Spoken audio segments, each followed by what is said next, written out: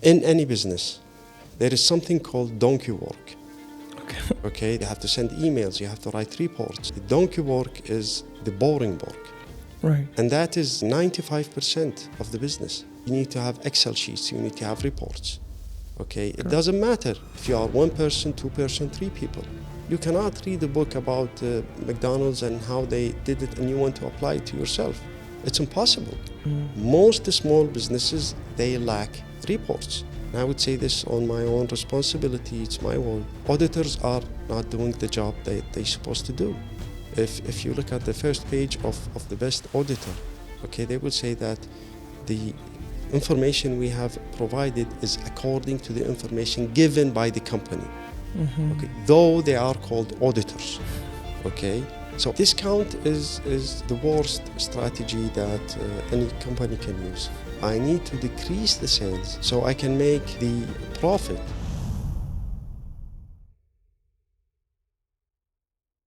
Welcome to our podcast, Mr. Abdallah. It's nice to have you here. Thank you very much. It's a pleasure actually being here, and hopefully we can provide your audience with the best insight that we have in business. Inshallah. Let's get directly to the main topic of the day. Firstly, I would like you to introduce yourself. Yeah. Well, my name is Al-Nasrallah. I am 48 years old. MashaAllah. I'll be 48 in one more month. MashaAllah. طول عمرك. طول لي بعمرك. So, married, have 3 kids, beautiful kids. MashaAllah. I have been in the private sector for about 25 years. Wow. I've worked in the banking sector, maybe approximately 15, 16 years. And then I started my business in consultancy. Okay. It has been about 8 years right now. And also I have other businesses that I'm working for. Yeah,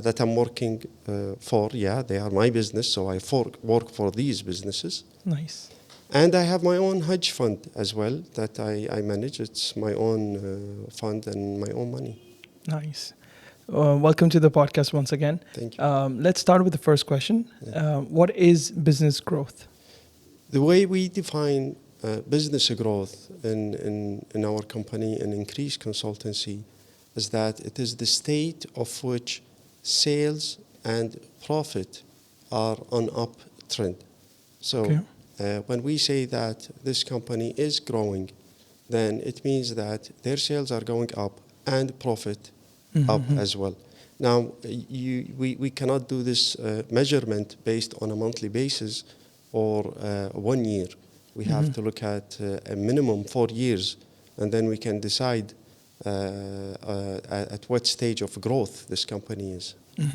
Okay. So how do you consult these companies, and what are the mistakes you try to avoid generally in every company that you consult? Well, the major obstacle or the major challenge that we have is the mindset of the people. Okay. I want to bring a notice to this issue because many people think that the Kuwaiti market is different than any other market. I have worked in Kuwait. I have worked in Europe. I've worked with companies out of Kuwait. The same issue we face. At the end, we are a human being. Correct. To summarize this, there is a nice saying that comes to my mind. I don't know where I read it, but I keep saying it and repeating it always. People would love to go to heaven, but no one wants to die. So that's the challenge. We, from my part, and I'll be speaking from my perspective, we make things simple. And the problem is that some people, when they look at things simple, they would avoid it. And they would say, well, I have all this trouble and all these obstacles, and is it that simple to do it? Yeah. Then we have to make them understand that there is a difference between simple and difficult. Right. What opposite to simple is complicated. And what opposite to difficult is easy. So it's the most challenging thing is the mindset of the business owner. That's the first thing. In fact, when we start doing any consultancy with any company, the first thing we do is we examine their mindset and maturity, I call it. Some people would come with some expectations, and we have to deal with their expectations. You cannot have a huge expectations while your resources are very limited. Correct. So we have to align these things. We have to convince these people that, okay, you need to take it easy. On the other part, we also have people, challenges, people with ego. These are all normal human instinct. Correct. So I'm not saying that this is all in Kuwait. You would, most of the things that we always face with any company, they will say, well, no, you know what? My business is different. No, the way our business is different. The way, but actually it's not a different.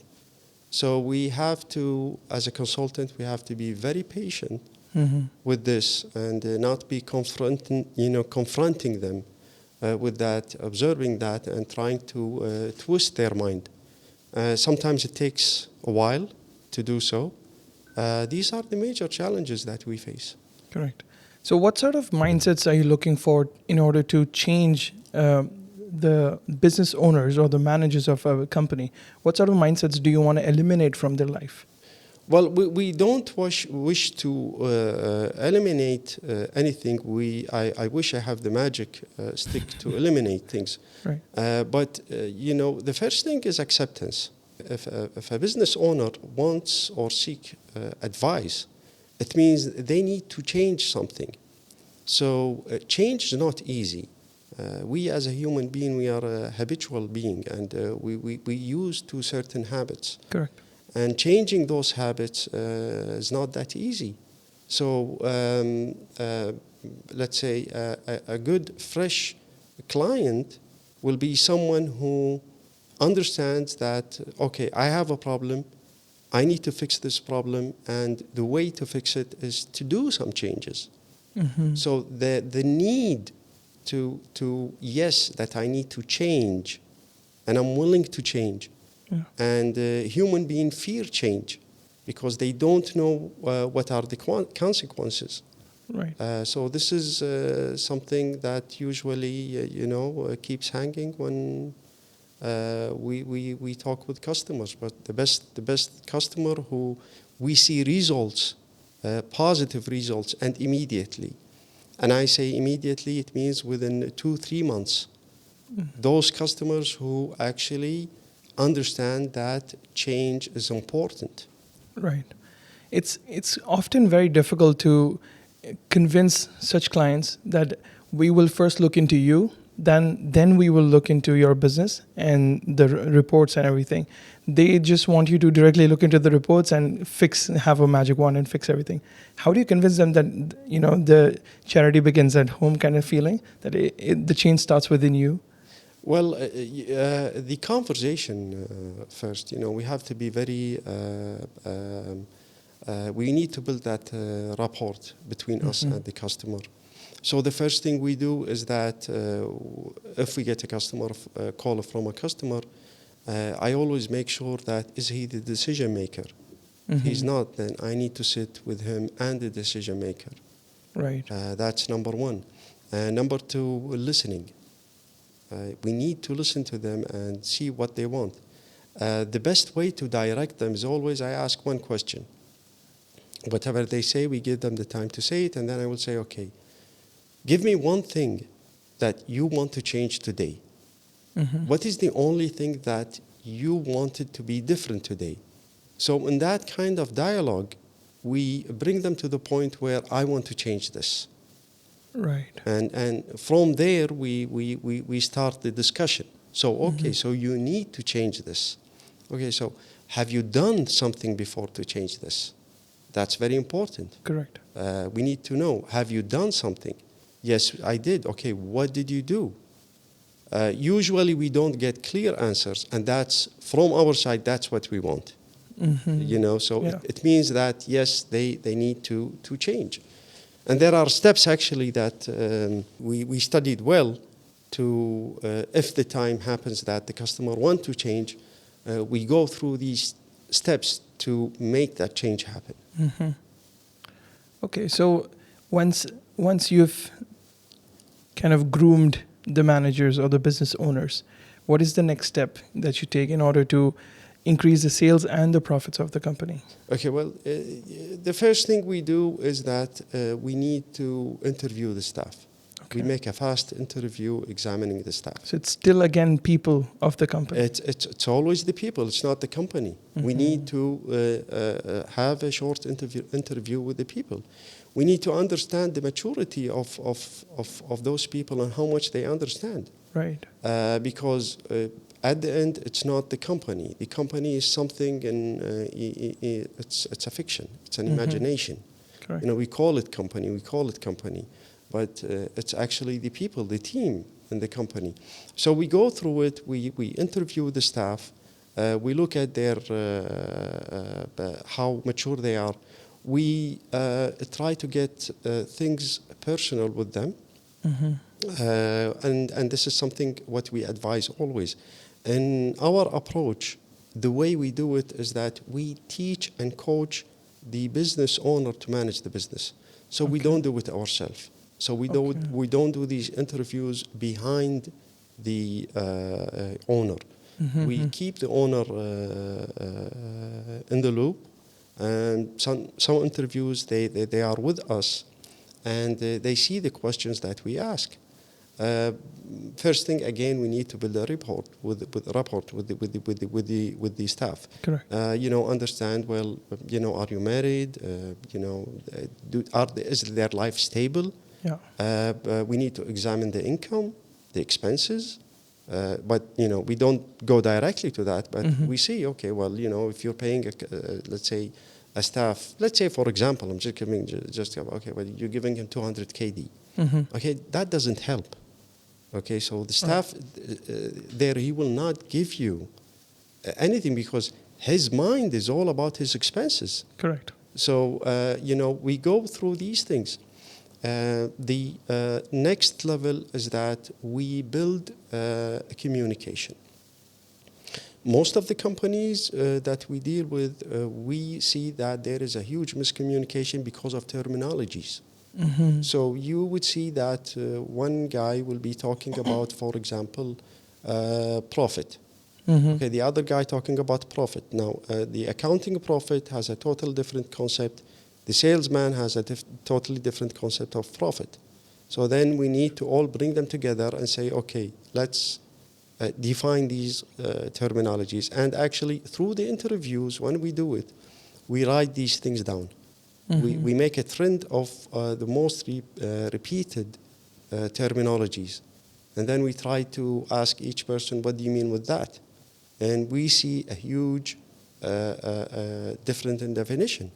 Mm-hmm. So the first thing we do is that we sit together, we say, okay, from now on, profit means this, sales mean this, performance mean this, and so on. So building a communication in a proper way by defining the terminology so there won't be any misunderstanding, this is very important. The further step we go is that we create policies. And policies are very important. You cannot have a company without policies.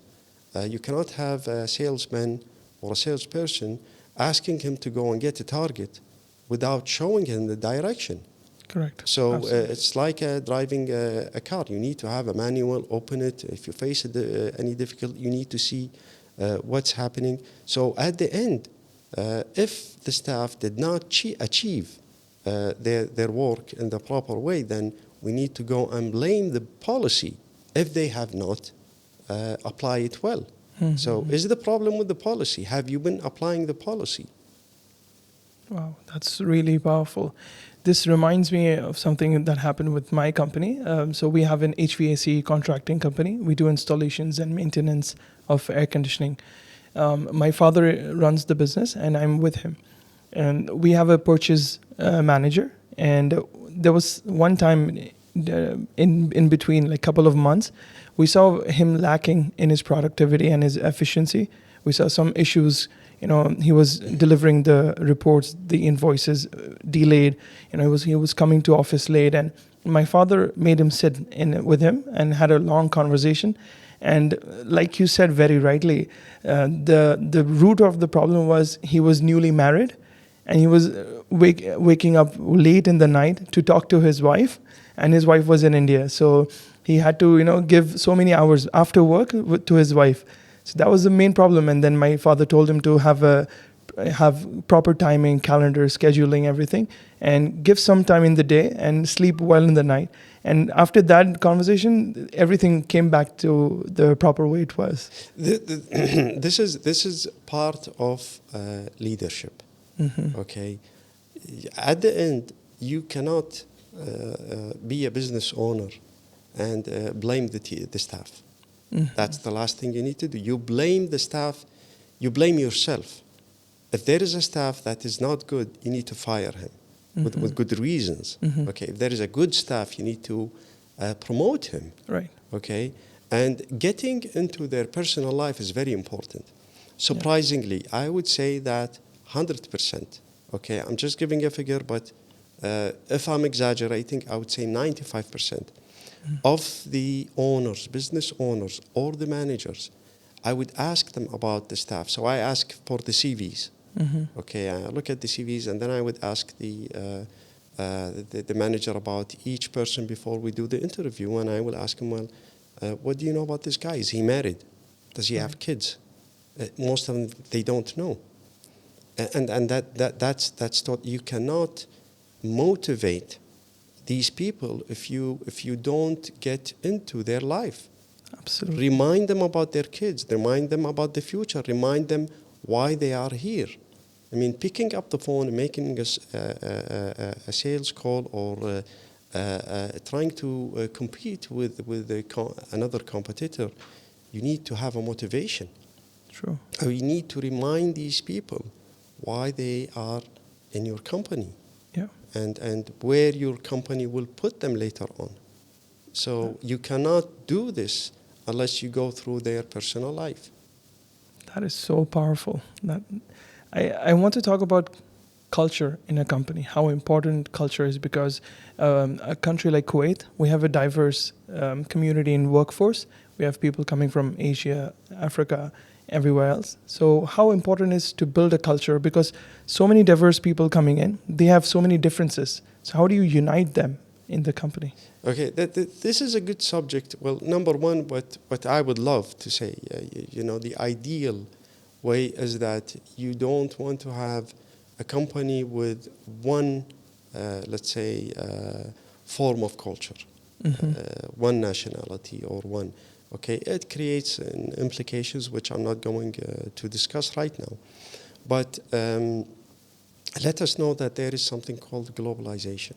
Okay, the guy who's from India or the guy who's from Greece or the guys who are from China, they all look at the same movies. They read the same news. Okay, right. So there are common things that they look into. Now, building a culture inside the company is that creating a value for the company, and that goes to the strategic planning. Strategic planning is about creating a mission, vision, and value.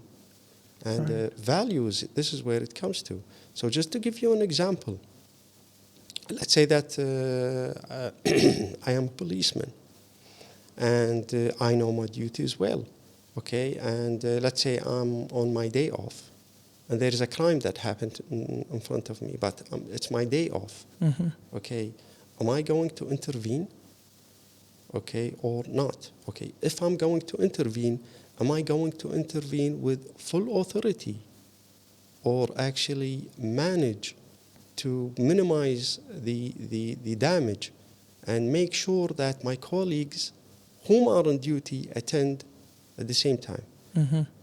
So, if I have high values inserted inside of me, well, yes, me as a policeman, it's just something in me. I need to do it. And when it comes to values and creating a culture, is that staff today, they work in the office more than being at home. Right. So we need to have a common goal. Okay, we act as individuals, performing our own objectives, but at the end, we need to make sure that we as a team, if we reach certain level, then we will actually be rewarded. And if we are rewarded, then we belong to somewhere. Right. So we belong to this company. And again, the way to do it is having a good leadership with a good strategic planning where we have a mission, vision, and value. That's amazing. How do you, this was the psychological part of the company where we are training and developing the people of the company. Now, if we move towards the technicalities, the sales, the growth, the numbers of it, how do you impact in those companies in the numbers? Okay. Well, the first thing is that making people understand the difference between marketing and sales. Okay. Okay, and actually something that we call customer maximization. Mm-hmm. You have to break the company or the activities of the company into three parts. Okay. What is marketing? What's the purpose of marketing? Okay, so the purpose of marketing is one thing, to gain inquiries.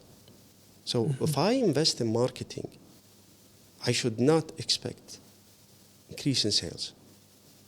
I should expect inquiries. Right. Okay, so if I do a campaign, then what I need to look at, how many qualified inquiries are coming. And that goes back again to target market and things like that. But I'm trying to be a little bit broad in this to answer your question and make it short. So marketing is number one, and the objective of marketing, when it comes to quantitative fact, we need to look at the inquiries, qualified inquiries. Okay, so we invest for inquiries, we have more inquiries, that's good. So here we have certain strategies in marketing that help us bring more inquiries. Then we move to sales. Sales has totally different strategies than marketing. The objective of sales is to convert most of inquiries into buying customers. Okay, so this is where sales comes. And here we have totally different strategies. Right. Because we need to be more aggressive in sales than marketing. And after that, we need to make sure that we have customer maximization. People call it, or the norm call it actually, customer loyalty. Okay, so I avoid saying loyalty, I make it customer maximization. Okay. It means I need to have strategies to make sure that certain customers, at least 30, 40%, 20% of my customers, they will come back and buy from me again. Or they will recommend my company to someone else. And the way to do it is that to have a proper strategies for this. Therefore, measuring a performance of a company, let's say, for example, if I want to measure the sales, okay, I cannot look at the numbers of sales and I will say, well, my sales is dropping. Okay, so sales is down. Yeah, we know sales is down. But did we actually perform those strategies as it should? How many times did we apply them this week? You cannot have strategies in place and you make good sales, but you didn't apply strategies. It means you're working randomly. Correct. So luck, you are lucky. Okay, but are you going to be lucky? No, again, when we talk about business growth, it's not only about making sales for a certain period. No, I want to create that sustainability of growth. I hope that answers the question. I think majority of the companies don't have marketing department. Like if you look at the SMEs, they just focus on sales. And even in sales, like you said right now, it's again the people. I mean, you look at the numbers and you say, oh, why are the numbers down? It's again the people. Are you following up properly? Are you leading the customer to buy again? Are you, like, if you have contracts, when the contract ends, are you asking them to renew the contracts again? Are you, right before the contract ends, are you making sure that the quality of the service that you provided is properly delivered or not, so that the customer renews automatically? So all these things, it's again the people of the company. It's since you mentioned just one word, so I have to stop you a little bit and comment about Sure. it. You know, when we talk about small businesses, Mm-hmm. in any business, whether it is small or big, I've worked with all of them. Mm-hmm. Okay, let me use this terminology, which is I would not like to use, but I have to use it. Okay, in any business, there is something called donkey work. Okay. Okay, the donkey work is the boring work, Right. and that is 95% of the business. Mm. You have to send emails, you have to write reports, you have to make sure that things are being followed up. This is the donkey work. Mm. When we talk about small businesses, where, you know, the donkey work is not there. Okay, and they aim to seek results without having that donkey work. No, you need to follow up. You need to have Excel sheets. You need to have reports. Okay, it doesn't matter if you are one person, two person, three people. Okay, I managed to right now to manage 3 companies with minimum resources, and all because of being more organized. Yes, it takes an experience Mm-hmm. to do that, but at the end, you know, what do we need to reach? At the beginning is hard, Right. but then we get adapt to it, and then it becomes more and more easy. Correct. And the more it comes easy, the most and important objective for any business owner is that when the time moves, you should reduce your working hours and increase your income. Correct. So, you know, you mentioned small businesses. Even again, small businesses. The problem with the small businesses, they keep most of them looking at the big boys. Okay, you cannot look at, you know, the movie of I don't know, social media or Facebook, how they started, and you want to duplicate the same. Okay, that movie, maybe it's 1 hour and 15 minutes. Okay, but the whole thing is, you know, took them 20 years. Correct. You will never comprehend this. You cannot read a book about McDonald's and how they did it, and you want to apply it to yourself. It's impossible. True.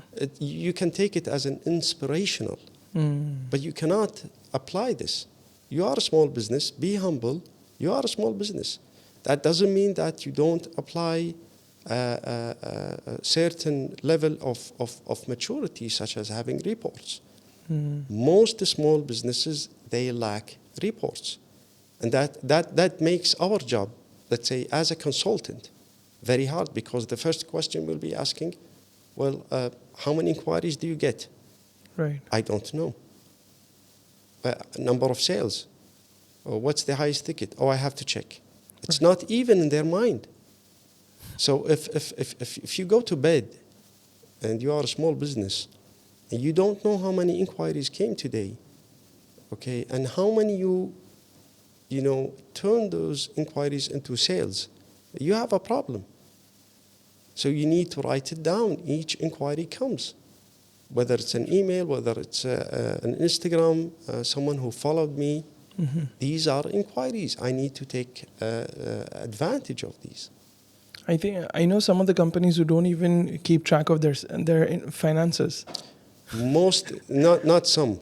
I would say most of them. Yeah, Okay, most of the companies, they don't, and they rely more on auditors. Mm-hmm. And just let me highlight this, and I would say this on my own responsibility. It's my word. Okay, auditors are not doing the job they're supposed to do. If you look at the first page of the best auditor, okay, they will say that the information we have provided is according to the information given by the company. Mm-hmm. Okay, though they are called auditors. Okay, so actually they are not doing audit. If you want to do an audit, real audit, It means the first thing you need to ask, give me your policy. Right. And then I go through the policy and I want to make sure that they are going through the policy. If they're not, that it means they are violating their own policy. If they don't have a policy, then I need to mention it at the beginning and say, well, there is a violation. So this is what the auditors, but people rely on auditors a lot. They believe that the report of the audit is absolute correct, but that's not true. Auditors don't look for fraud. Mm. Okay, it's your accounting department and your policy that need to be actually measured and restrained by policies. That's so true. I've seen a lot of companies having auditors, and they just send the reports, and the auditors make the audited reports, and that's it. So yeah, I want to go back on this terminology you used. I want to ask why. You said it's you call it customer maximization, not loyalty. Yeah. Why not loyalty? Loyalty is, again, this is the problem when we communicate. Mm-hmm. When you say loyalty, okay, what is loyalty? I can be loyal to you. I can come and visit you and say hello to you. Mm-hmm. Does that mean I'm loyal? Yes, I'm loyal. Okay, but am I buying from you? No. Again, it happens with the salesman. We see salesmen, they go to spend more time with the company and most of the time with them because, you know, they have a good friendship, they have a good relationship. Okay, but this customer doesn't deserve to have that much time invested with. Right. On the other hand, we will find that there is another customer who's buying more and we are not creating that loyalty with them. So if when we use, you know, this is where the definition comes. We need people to understand. Loyalty is different than maximizing. I want to maximize my customer base. True. I don't care about making them loyal. You know, loyalty is just, you know, a loyal customer. Okay, they are loyal, that's good. Yeah. But what result do I get? So again, the most important thing is that we avoid narratives and move into practicalities. So the first thing we do it is by applying proper terminologies. Mm-hmm. It's just like marketing, by the way. Mm-hmm. We don't use the word marketing. We use lead generation. Okay, marketing is very broad. Okay, because it goes in below it, you know, you have the branding, you have lots of things. Correct. But when we communicate with companies, we say lead generation. Okay, so what is lead generation? So I'm trying to lead a new generation to my company. Correct. I want more generation to be exposed to my company. I want the new generation to make more inquiries, Right. rather than saying just marketing. So it's more thinking in a systematic way that makes people act in a systematic way. How do you look at offers? Do you like them? Are they valuable, or do you think it's not great for a company? When you say offer, what just Like discounts on products. okay? Discount is the worst strategy that any company can use. Okay, if you use discount, it means you don't have a strategy. Okay, to answer this question in a short, we need to look at something or the difference between value and price. Okay. Okay, so value is what the customer perceive about the product. Is this product has value to me? Right. If I buy this product, would it bring value to my life? Mm-hmm. Would it solve problems? Okay, this is what we need to show the customer. The more we do that, then the more the price goes up. Mm-hmm. If I don't work on that when I do my marketing properly, and then I have nothing but to go on discount. Now, I'm not saying don't do discount. No, you do discount in certain situations. If I want to go for fire selling, especially some sectors such as clothing, furniture. The movement of inventory, sometimes it gets very slow. And that's very dangerous because it stops liquidity in the company. Right. So we use discount to do fire selling. Or the trend has died down. Maybe something new came up and the old inventory needs to be sold. It could be something like that. Right. So a decision needs to be made, and yes, let's do discount. But if you are going for discount, usually I would say, discount, I will do it for one reason, because I need to pump in more cash to the company. That's the bottom case of it. But discount is basically you don't have a strategy. Right. I have a personal business question. Yeah. We do videography and photography services as well here. And whenever we approach a client, we have two options, either one-time service or like a monthly retainer. Whenever we go to a monthly retainer, we lose the client because they don't like the pricing, or they don't know if that much quantity is required for them in that month. So they would opt for one-time service.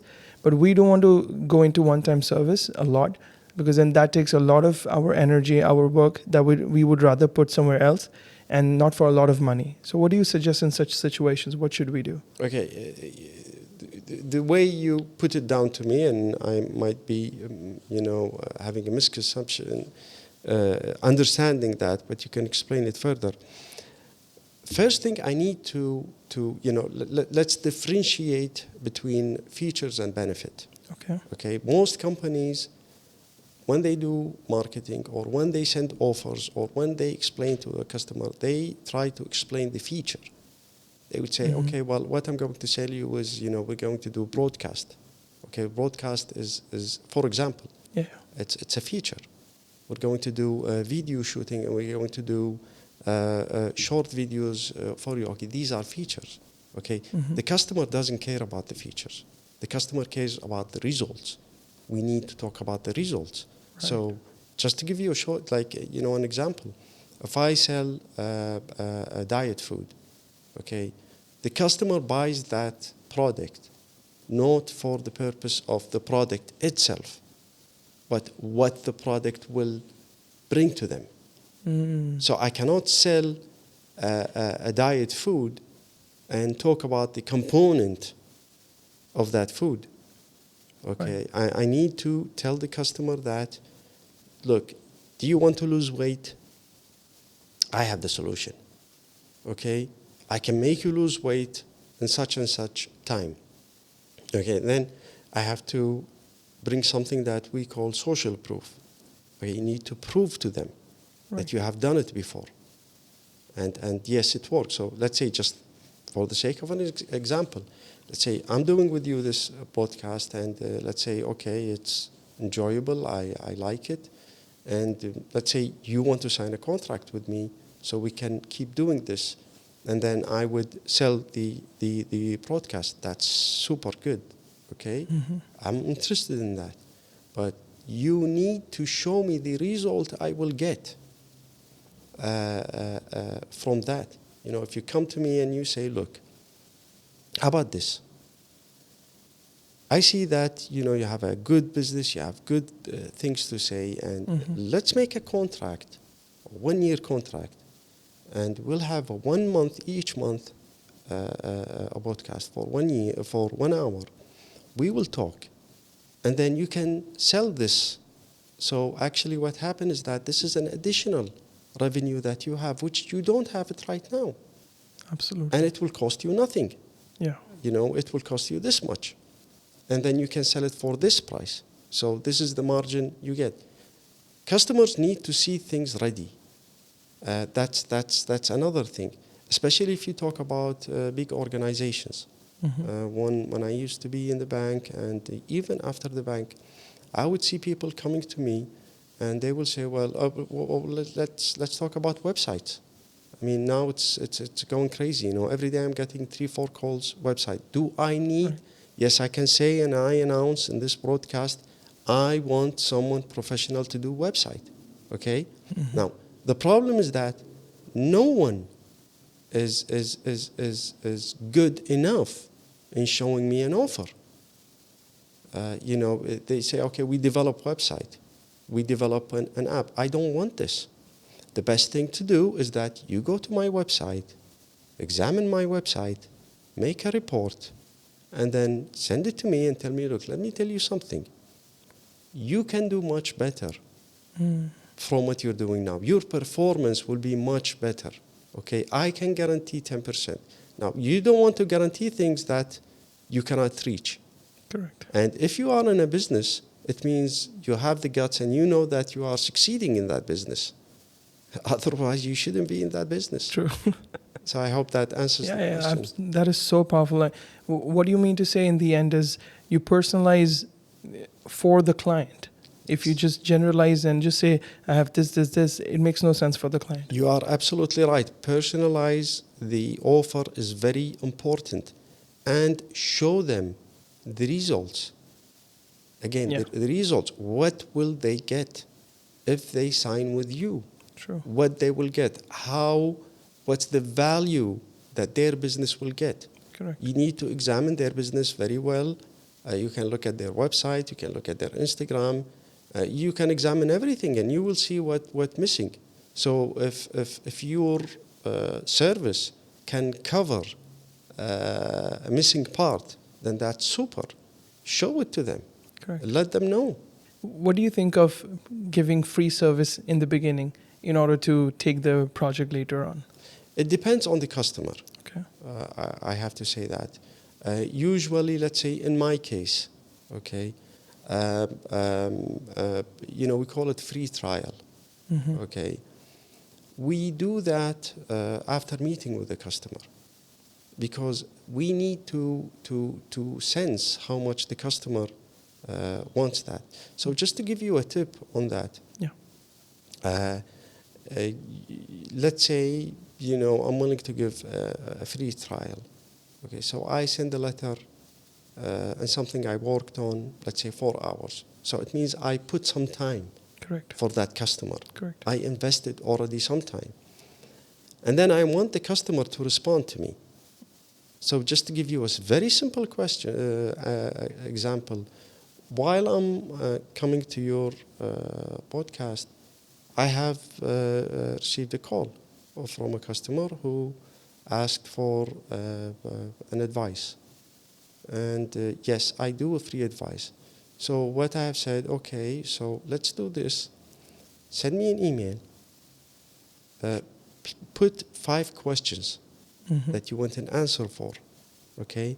And then tell me the dates and time where you will be available. Choose 2.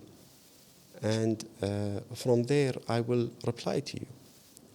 If they do so, then it means they are serious in business. Yeah. So I'm willing to give them free trial. Some of them, they would actually say, well, no, it's not worth that. It's just only 1 question. Then you need to find somebody else. And usually I have a list of my competitors and I will give them the number and I will tell them, give them a call. They're much better to help you. No, seriously, I do that. Really? Yeah, I do that. Wow. So you're humble as well. Well, maybe, I don't know. What do you think of, before we started this podcast, we spoke about growth, and you want to focus a lot on the business growth and not just doing one-time sales. Yes. What do you think about sustainability in that fashion? To put it in a perspective, I'll give you an example. One company that I have in mind, which is not small in size. So when we started with them, they have an uptrend in sales, but the problem was the profit. Okay, so when we look at everything, and without going into details, the way to fix it is that we need to actually decrease the sales. Okay. In some cases. So I need to decrease the sales so I can make the profit ratio meeting the sector they are in. So actually, in that case, that company, they have a good sales, And the problem was the cost of goods sold, and it wasn't being managed well because of lots of orders, lots of mess in the company. And we cannot fix something, and we are in a huge traffic. So we need to slow down a little bit. So we need to sacrifice. Okay. And that's part of change.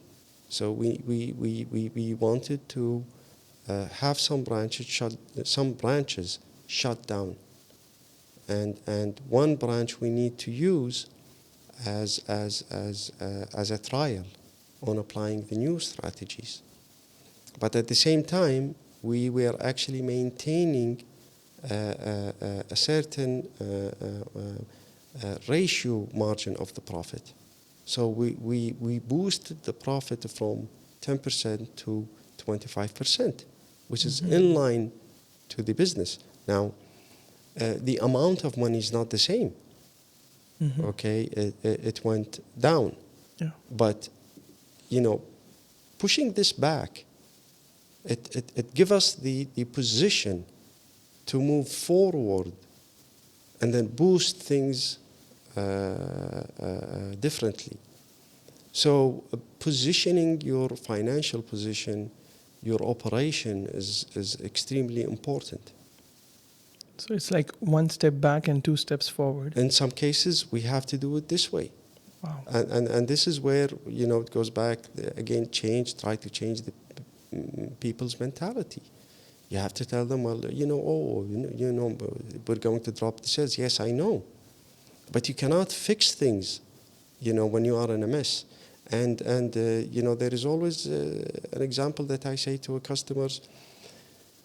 If someone is stuck in the mud and they're sinking, okay, and they're giving me their hand, okay, I'm not willing to jump into the mud with you because I'm a human being. Correct. And it happens a lot, okay, that, I find myself, which is one of the mistakes which I believe you asked me in the beginning, one of the mistakes that you want to avoid is that I don't want to be drawn into the mess that the customer is in.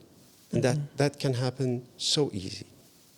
You can bring a great staff, super performing, and you put them in a company, and there is a mess. And what the guy can do, he has to go with the flow. Correct. If you stand, and you say, let's stop this, then you are rebellion. And you are not wanted from the team. True.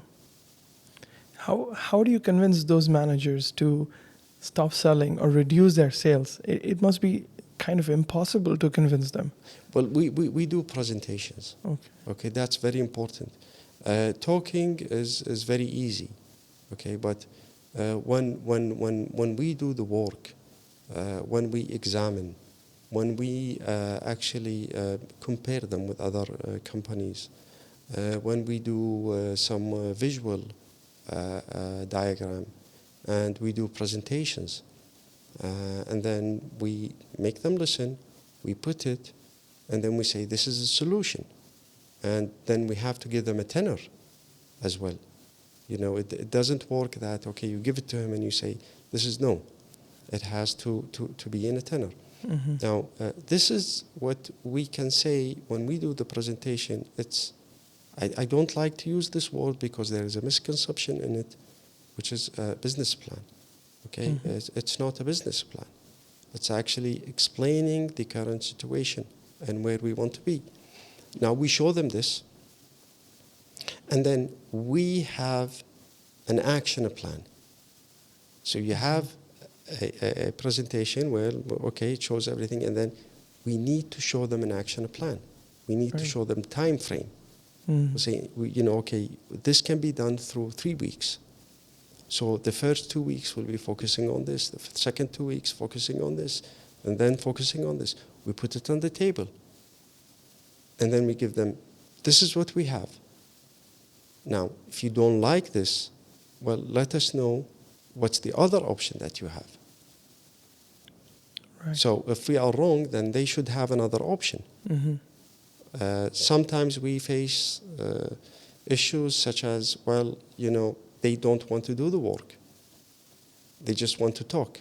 Yeah. And then that doesn't work. No. We have put in time doing those presentations, putting these numbers, and then you have to do the same. We convince them. Correct. They talk over the phone. It happens all the time. And I always keep telling them, make it short. I'm busy, though I am not busy.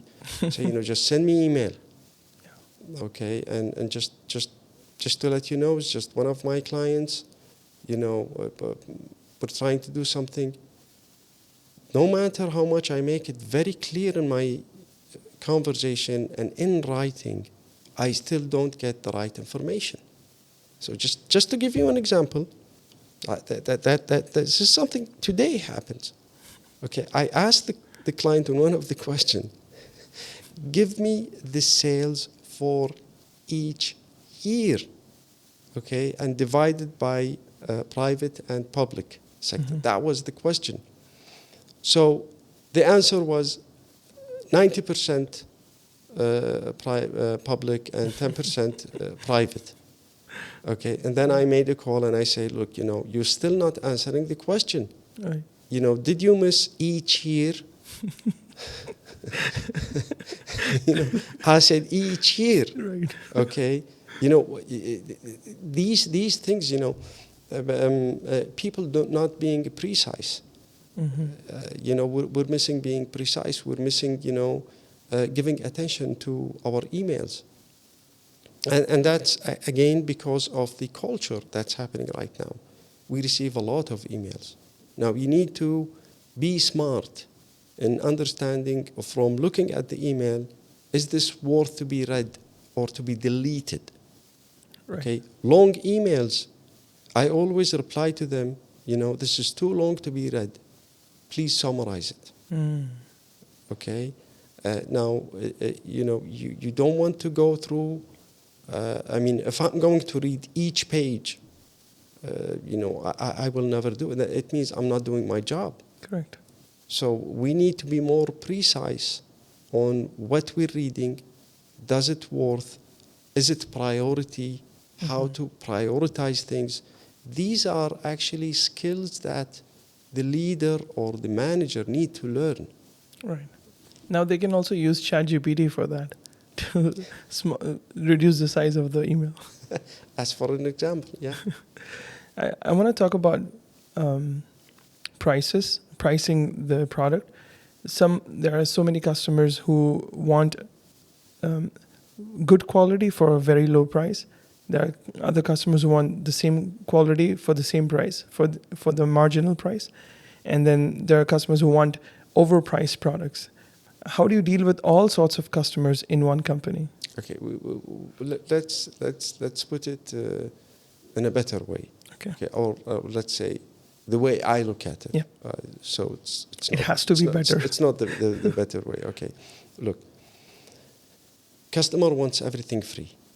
Mm-hmm. Okay, I'm telling you. Okay, I'm talking even about myself. Right. Okay, I find something, I find the price, and I look at the price, which is extremely good. I'm not going to say, wow, this is a really good price. No, thank you very much. No, I will still say this is a huge price. Mm-hmm. Now, you need to show what's the quality. Again, that's one of the problems.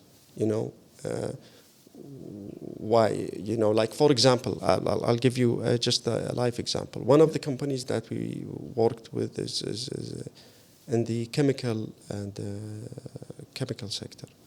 So they have a high price, and that was the major issue. Mm-hmm. And they made a call and called me and say, well, we have a problem. They actually the owner, and I cannot sell, but I know that there is something wrong. And so we sat with the team, and what's the problem? They say, we have high pricing. Our product is very high in pricing. Okay, and then, so let's understand why it's high. Why it's high? There should be a reason. Correct. Now, either you are overstaffed, and you have high administration, mm-hmm. and fixed cost, which is totally another issue. Maybe you need to not be in a luxury office. Okay, you need to be more humble. Okay, Right. this is one thing, but let's go back to the product. What we found with that particular customer or that particular case, and in that case, they were actually betting. When I entered there, they were actually betting on one hospital, and they were trying to sell them sanitizers and the cleaning product. So their price was very high compared to the competitors. Okay, and there was an insider who was giving them the information. And again, I advise everyone to always have an insider in any company, which is very normal. Right.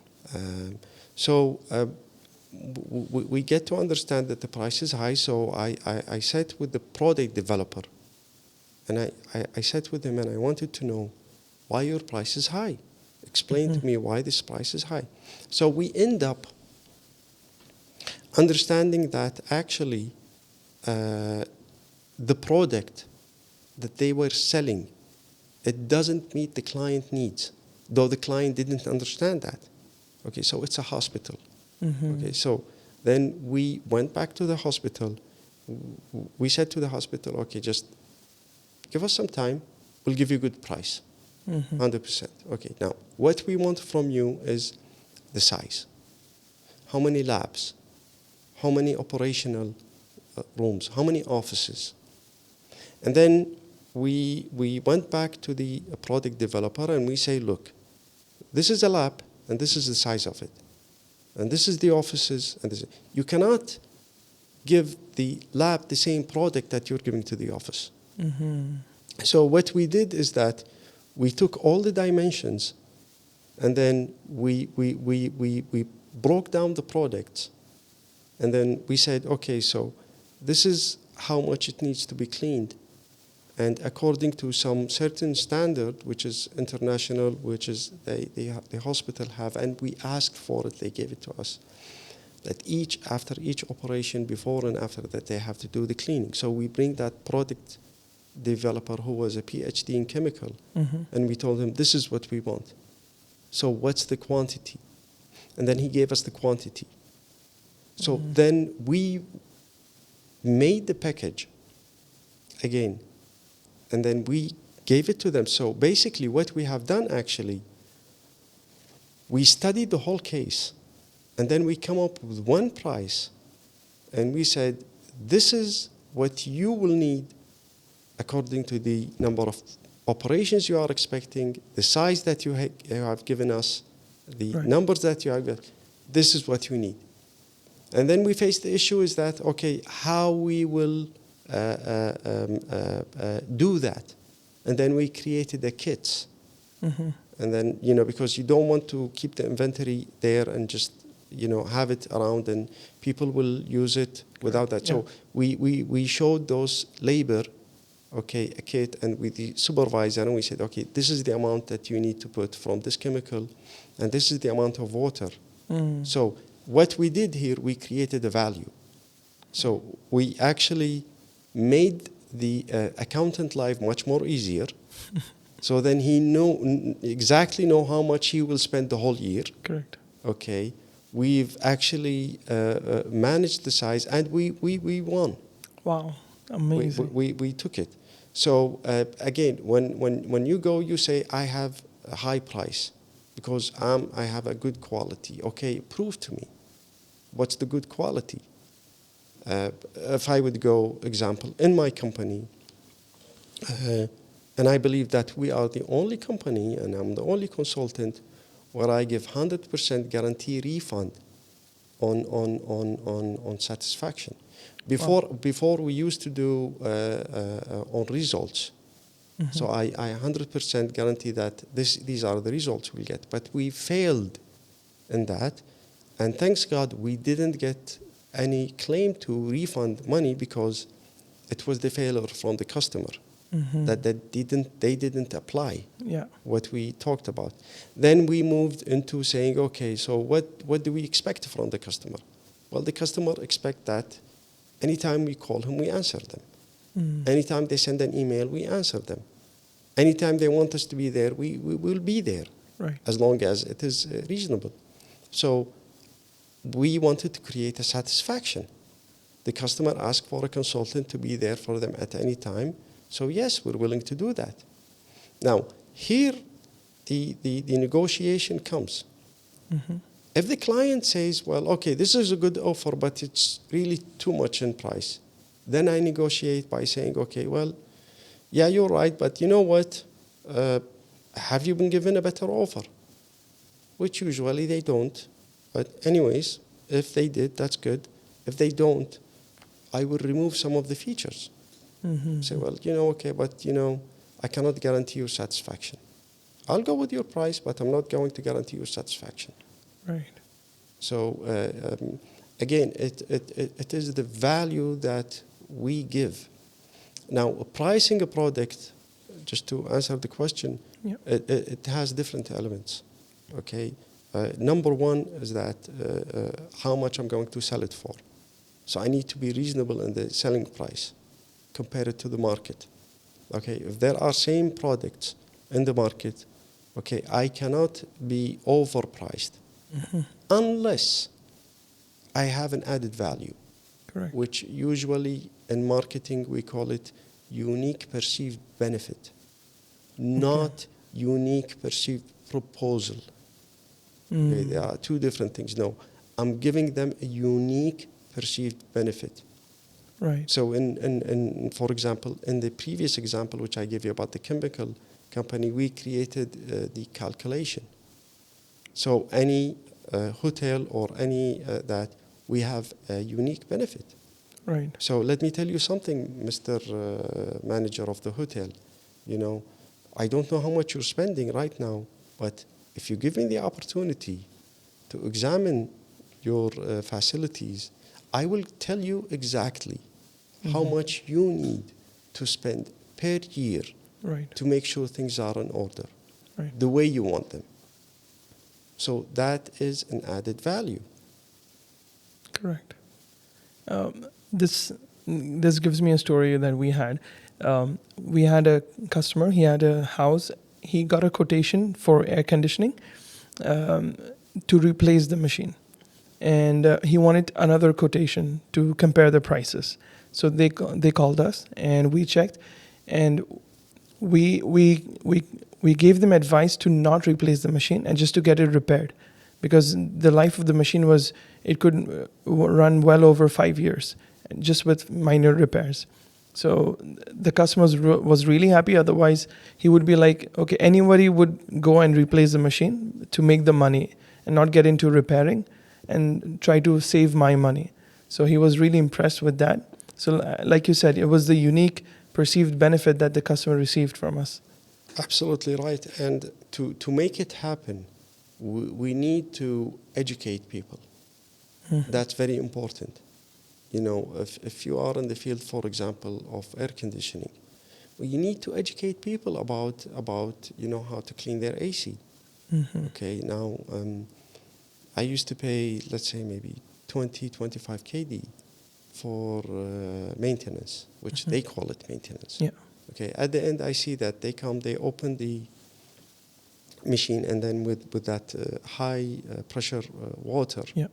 they do this cleaning, and all this dust comes in, and then they put it on back, and I smell a little bit, some different smelling, and I feel that it's good.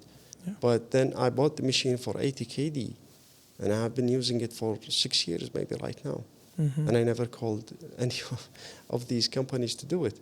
But you need to educate the people. That's why you have social media, Instagram, all these things. Right. People do posting, and again we say, never make a post without an objective. Before you put a post, okay, what's the purpose of this post? What do I expect from this post?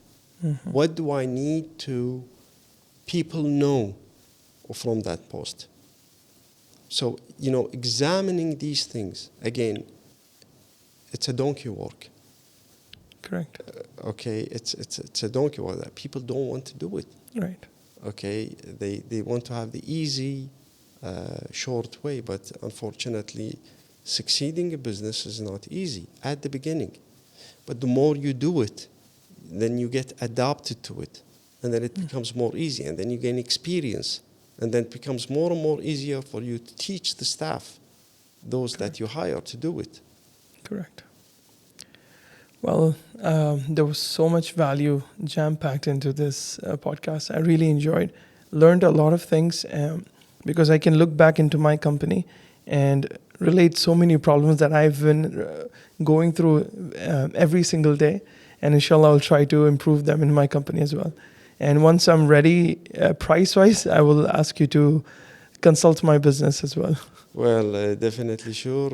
Again, to have a free consultation, just make sure you have 5 questions, drop them in an email, and I will answer them for free. Thank you so much. Thank you. I appreciate your time, Abdu. Thank you. I really enjoyed being with you and talking to you. Again, it's really refreshing to me. Thank you so much. It's been a while since someone has been asking me these questions, so it's kind of reconciliation. Absolutely. Reconciling my thoughts. I thank you very much for this opportunity. The pleasure is ours, Mr. Abdallah. Any final words for the audience? Well, the final words, I would say that the world is tough. We're going through turbulences. As we see, inflation is high. Things are that bad. So loans are being increasing. Plenty of, I have been saying that since 2017, 2018, bankruptcies, we will be hearing more about that. So it's going to be a rough time. So you need to save money as much as you can. There is no problem to get rid of the staff that you don't need, staff that are unproductive. These are very important things. And number 2 is just make sure everything you do is planned for. That's the most important thing. Amazing. I have one final question. A few podcasts earlier, one of the guests, he asked me this question, and I made it my objective to ask my guests in every episode. What does success mean to you, and what does failure mean to you? Well, look. Personally. Yes, definitely sure. I've reached again a stage of life that the definition of success keep changing. But for me right now is relaxing in life. I'm done with excitement. Nice. Okay, I've gone through it. So it's about having a very relaxing life. Taking care of my health is number 1. Enjoying my life is very important than anything else. If I'm happy, if I'm relaxed, spending my time with my family, kids, that's the most important thing. And definitely traveling. I love traveling. Nice. So if I maintain this, then I'm happy and I'm successful. If I